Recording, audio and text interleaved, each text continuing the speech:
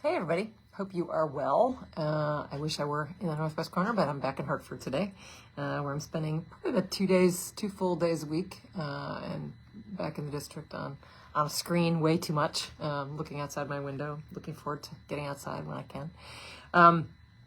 It is, as the beginning of session, which starts on February 4th, gets closer, there are more and more meetings, and we're now in the process of condensing those meetings into lists of what potential legislation we want to work on this year, what are the bigger picture things we want to talk about, with full understanding that it's probably not going to happen this year because this is the second year of a budget cycle, so there's a limited amount we can do.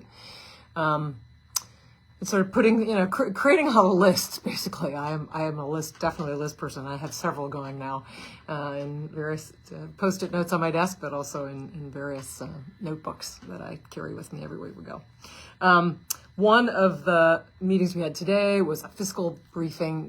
It's called Consensus Revenues, which we do several times a year, which is where the executive branch and our nonpartisan fiscal analysts get together and together give a projection of what revenues look like. And it's also an opportunity to look at, we have asked them in those some related reports to do some stress testing and recession proofing and things like that. So we look at big picture trends, little trends, and try to get a sense of where we're going and where the changes are, and sort of some changes that flow from federal changes, some that flow from, consumer confidence. For example, we're watching consumer confidence is taking a dive, although so far some spending, which is of course average spending, which includes that of the very wealthy, which is robust, kind of holding. So we're, we got that briefing today, which is always really interesting. And again, I can't praise our nonpartisan fiscal analysts enough. Can't imagine working without them.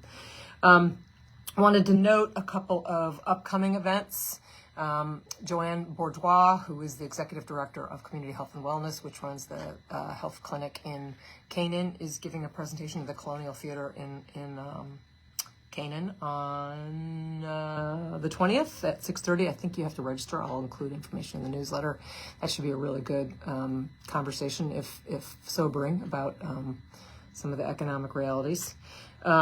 And as our caucus, which is to say the House Democrats, has their annual issues conference next Thursday, where we all spend a good chunk of most of a day together talking about, taking all those lists that we're creating and trying to, combine them with one another and get a sense of what people are most worried about or most hopeful about.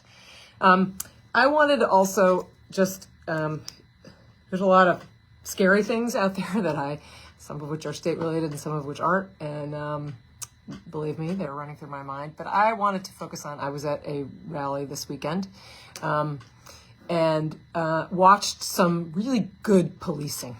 And I thought it was really important to emphasize that. I was at a rally where it was a peaceful protest. People lining carefully and cautiously, lining on both sides of the street, lots of cars honking. Everybody was behaving very safe. There's one gentleman there who was kind of a provocateur. He was trying to get a response. He was very animated, very angry, and getting very close to people physically. And mostly people didn't respond, but the people who responded, the police responded. And they responded in a very professional, de-escalated way. They approached the man, they spoke to him, they listened to him, they took him aside so that he wasn't getting in people's way. I think he felt heard with those officers. The officers kept everybody else safe. They de-escalated the conflict. It was just really impressive work on part of the police in Torrington in this case. And I just want to, one of the